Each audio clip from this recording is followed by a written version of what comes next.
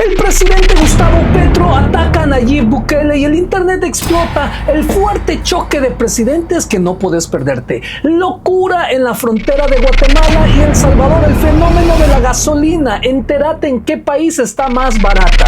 Bukele desafía a las Naciones Unidas. Entérate de las exigencias de la ONU a El Salvador.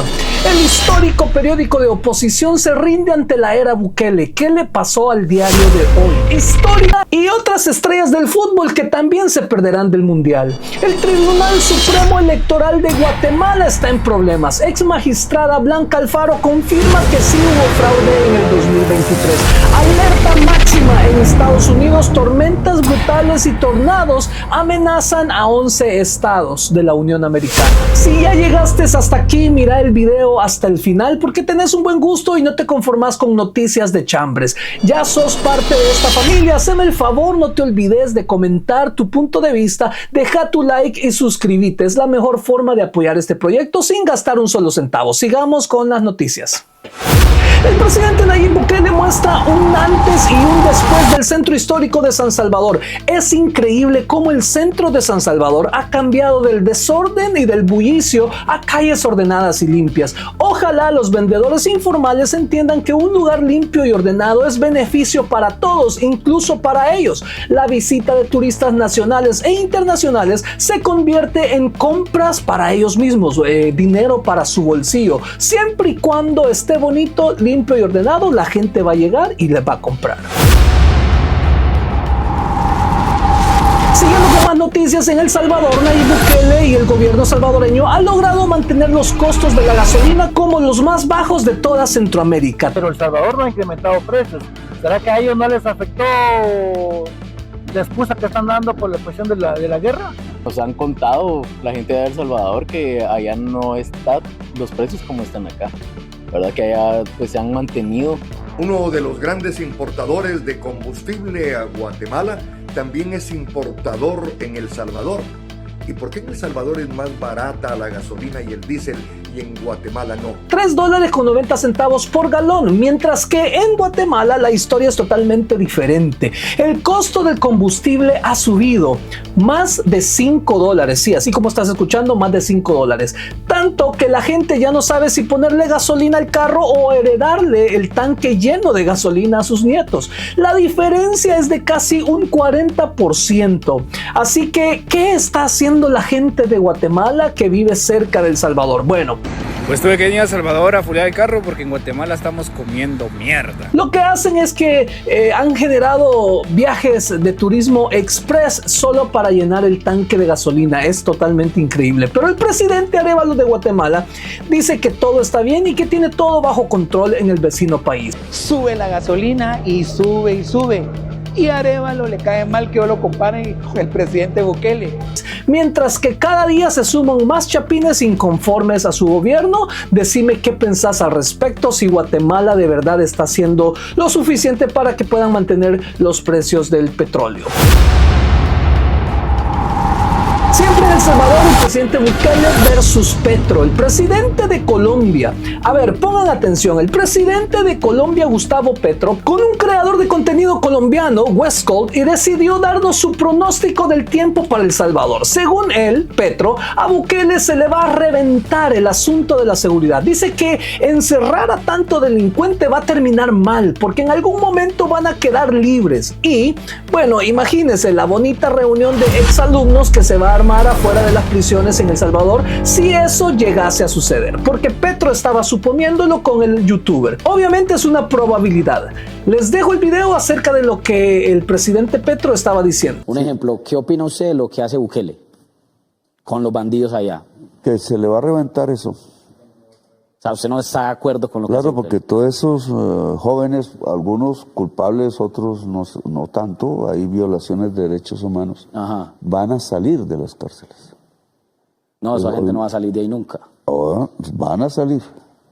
Y no existe cadena perpetua, ni pena de muerte. Y esa salida puede contener tanta ira que entonces la sociedad salvadoreña va a entrar en un ciclo de violencia que ha estado en muchos ciclos de violencia. Es una probabilidad de que pase eso. Esa es una probabilidad. Pero de que una mejora en el país hubo. Si yo vuelvo a la universidad, no un campo de tortura, sino la cárcel, no un campo de tortura. Sí, porque eso lo hizo Hitler. El mandatario colombiano jura que la solución no son las cárceles, sino darle a los delincuentes universidades. Una idea totalmente increíble. Es más, él dice que los jóvenes que son pobres en Bogotá, los pobrecitos muchachos roban por amor a la novia. Pero los jóvenes de Bogotá se roban los celulares, los jóvenes pobres de Bogotá se roban celulares en el centro para regalárselo a las novias, porque las novias viven adictas de la televisión y al mercado, y entonces si el novio no le lleva el último celular de la generación de no sé qué, entonces los echan, y un hombre sin mujer se pierde. Y así es como defienden los de izquierda a los delincuentes. Yo no entiendo cuál es el deseo de que los delincuentes anden libres por las calles, mientras que hay gente trabajadora, honrada, jugándose la vida. La realidad es que El Salvador ahora es un referente mundial y la inseguridad e incidentes violentos en El Salvador han bajado más de un 90% en los últimos años y ha enamorado a media Latinoamérica, que ya no quiere saber nada de discursos de izquierda. Al final, mientras los políticos discuten sobre si es mejor un libro o una celda, la gente en la calle solo quiere seguridad y poder salir a comprar el pan sin que le quiten la vida. ¿Ustedes de qué lado están? Déjame leerte. ¿Defendés más la izquierda, la ideología izquierda, o el plan de seguridad de Bukele? Yo te voy a estar leyendo aquí en los comentarios. Sigamos con las noticias. El presidente de El Salvador, Nayib Bukele, vuelve a encender la polémica internacional. Polémica tras polémica, sí señores. Esta vez, el mandatario salvadoreño rechazó de forma contundente las exigencias de la ONU, asegurando que su país no volverá al pasado. El presidente fue tajante. Todo surge tras un comunicado de las oficinas de derechos humanos de las Naciones Unidas. Yo no entiendo cuál es la obsesión de tener delincuentes en la calle, una vez más, igual que el gobierno de Petro o el gobierno de México, o el Chino Flores y esta mujer de Vamos, la diputada Claudia. El deseo de ver a la gente, a los delincuentes en las calles libres, como que ellos fueran los dueños. Yo de verdad que no entiendo ese gran sueño de la gente con ideología de izquierda. El organismo internacional de la ONU instó al gobierno salvadoreño a revisar las recientes reformas penales, las cuales permiten aplicar cadena perpetua a menores de edad a partir de los 12 años. Para la ONU, esta medida es profundamente perjudicial y viola la Convención sobre los Derechos del Niño. Sin embargo, la respuesta de Bukele no se hizo esperar. El presidente recordó que en 1994, siguiendo recomendaciones internacionales similares a la que la ONU propuso, se aprobó una ley que facilitó a las pandillas reclutar menores bajo una impunidad casi total. Esa ley protegía a los menores de edad y las maras se aprovecharon de esa ley para reclutar menores y que ellos fueran los que hacían las fechorías y hasta desvivían personas. Eso es lo que quieren estas personas, poder cubrir, poder ponerle un candado a los criminales para que cuando los agarren, un juez vea el historial y diga: ah, no, este muchacho puede salir. Bukele fue tajante y envió un mensaje directo al organismo de la ONU: llévense sus experimentos sociales a otros países que no hayan sufrido lo que nosotros hemos sufrido. Ahora sí, señores, con esto el gobierno de El Salvador deja claro que no cederá ante las presiones externas en su estrategia de seguridad. ¿Qué pensás vos al respecto? ¿Crees que el presidente Bukele se ha parado de la forma correcta frente a la ONU o crees que debería de ceder frente a las peticiones de la ONU? Te voy a estar leyendo aquí en los comentarios. Muy bien, el presidente Bukele logró lo impensado. El diario de hoy cierra su edición impresa y busca sobrevivir en digital. A ver, pongan atención, uno de los periódicos más antiguos de El Salvador, el diario de hoy, que ha sido la voz de la oposición por años, ha anunciado que ya no imprimirá más periódicos. Dicen que van a evolucionar a un modelo 100% digital. Mejor cuéntenme una de vaqueros. Lo que realmente pasó es que la batalla contra Nayib Bukele los dejó más desgastados que el hígado de un estudiante en viernes por la noche.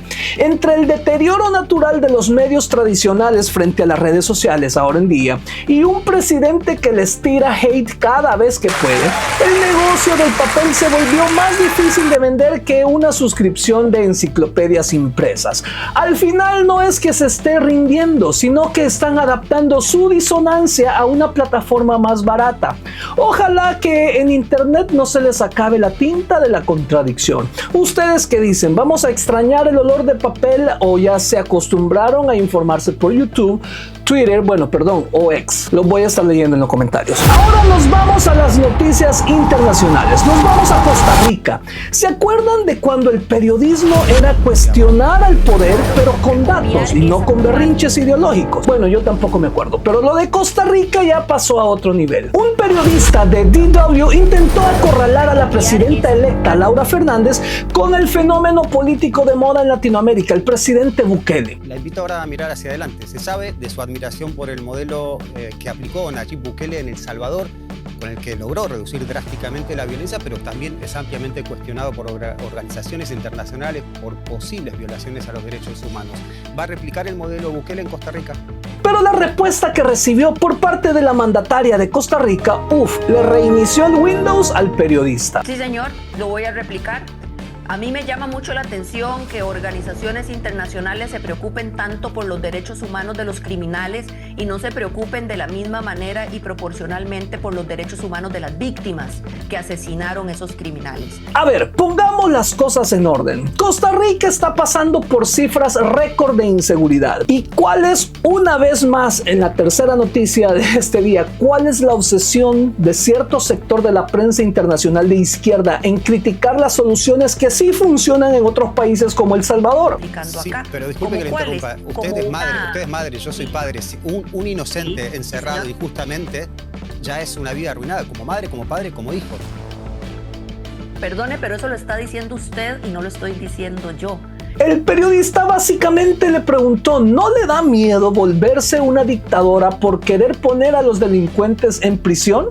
Esto fue lo que le respondió la presidenta. Pero también quiero serle muy franca. Aquí a Costa Rica se le fue la mano hacia un modelo progresista de protección de los criminales y dejó de lado a las personas que son víctimas de esos criminales. Al día siguiente les ponen trabajadores sociales, les ponen psicólogos, les ponen abogados penalistas especialistas que los defiendan, mientras que a los padres de familia que perdieron a uno de sus hijos víctimas de algún acto de violencia, esos padres de familia han tenido que vender hasta sus casas o sus negocios para poder contratar un abogado que luche por hacer justicia por el hijo al que le asesinaron.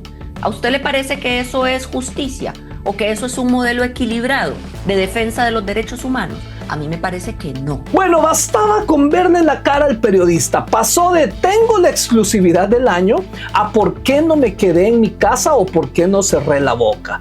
La presidenta Fernández no solo defendió la soberanía de su país, sino que dejó claro que la prioridad para ella y para su gobierno es defender a los ciudadanos honestos, no a la comodidad de las agendas woke o progresistas de izquierda extranjeras.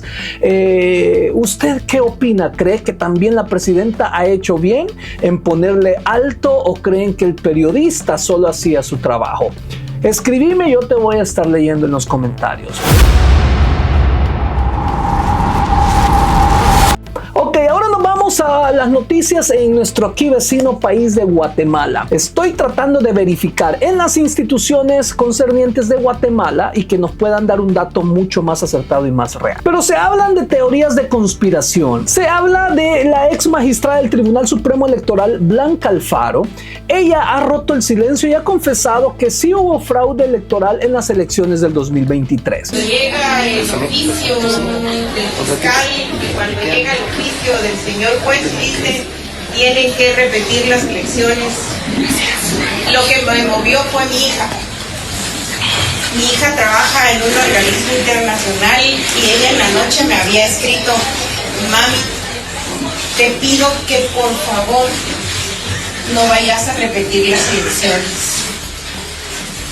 Yo soy egoísta, porque si las repetís, mi futuro se acabó. Porque no quiero trabajar en Guatemala, sino quiero trabajar en un organismo internacional. Esa noche lloré porque dije en qué lío estoy metida. De plano me voy a ir presa. Pero dije, tengo que decidir entre lo que parí y entre mi vida que ya viví. Y yo sé que ustedes hubiesen hecho exactamente lo mismo. Deciden hacer feliz al fruto que parimos. Alfaro, quien estuvo en el corazón del Tribunal Supremo Electoral durante el proceso, admite ahora que la voluntad del pueblo guatemalteco fue manipulada. Muy bien, no está nada confirmado, puede ser que sean teorías de conspiración. Lo cierto es que este noticiero digital, Chela Informa, estaba hablando y posteó en Twitter o en X este tipo de noticia. La pregunta del millón ahora es, si hubo fraude, ¿qué legitimidad tiene el actual gobierno? ¿Se van a anular las elecciones o vamos a seguir como si nada hubiese pasado? Las instituciones internacionales que se encargan de ser testigos de todos estos procesos electorales dicen que todo el proceso fue verídico y se dio con la normalidad que las leyes representan. Así es que la bomba ya explotó. ¿Y qué va a hacer el presidente Arévalo de Guatemala? Ahora, ¿quién podrá defenderlo? Seguimos con las noticias internacionales. Se viene el Mundial de las 48 selecciones, pero créanme que el Mundial se le va a extrañar a verdaderos monstruos del fútbol, según revela un informe de diferentes medios de comunicación. Hay cracks que valen millones y que verán el torneo desde el sofá de su casa, al igual que usted y al igual que mi persona. El fracaso más ruidoso es el de Italia. Jugadores como Gianluigi Donnarumma, Bastoni y Tonali se vuelven a quedar fuera del Mundial. Sí, la Azurra lo hizo de nuevo, pero no son los únicos. A sus 37 años, Robert Lewandowski se despidió del sueño mundialista tras quedar fuera en el repechaje con Polonia. Súmele a la lista el goleador Víctor Osimhen, estrella del Galatasaray, el desequilibrante Ademola Lookman, estrella del Atlético de Madrid, el motor del Liverpool, Dominic, a ver si puedo pronunciar esto, Szoboszlai de Hungría. Tras lesiones, también hay algunas estrellas que se van a quedar fuera del mundial, como Rodrigo de Brasil, Juan Foyt y el atacante Joaquín Panichelli de Argentina. Sea grande el torneo, entran más países, pero algunas estrellas se nos quedan en el camino. ¿Cuál de todas estas ausencias te duele más? Te leo aquí en los comentarios. Muy bien, ahora nos vamos a noticias de Estados Unidos. Atención con esto porque la naturaleza se está ensanchando con Estados Unidos. Más de 50 millones de personas en Estados Unidos están bajo la alerta máxima por un sistema de tormentas masivos que va a afectar a 11 estados. Según reportan medios de comunicación, la interacción de un frente frío con el aire húmedo del Golfo de México está creando el escenario perfecto para el desastre. El Servicio Meteorológico Nacional advierte sobre granizos gigantes, ráfagas de vientos que superan los 120 kilómetros por hora y lo más peligroso, potencial para destructivos tornados de categoría EF2 o superiores. Zonas de Texas, Oklahoma, Kansas, Missouri, Arkansas, Illinois, Indiana, Ohio, Virginia y Maryland están en el ojo del huracán con riesgos graves de inundaciones repentinas. Si estás en alguna de esos estados o de esa zona, busca refugio y no te arriesgues en las calles. La primavera apenas está arrancando y ya nos está dando un golpe durísimo. Bueno, hasta aquí con las noticias de hoy. Espero que te hayas dado cuenta de algo importante. La verdad no se cuenta sola. No te olvides de darle like, suscribirte y comentar. Pero sobre todo, activa la campanita para que no te perdas ni una noticia. Que Dios bendiga tu vida y que Dios bendiga tu semana. ¡Salud!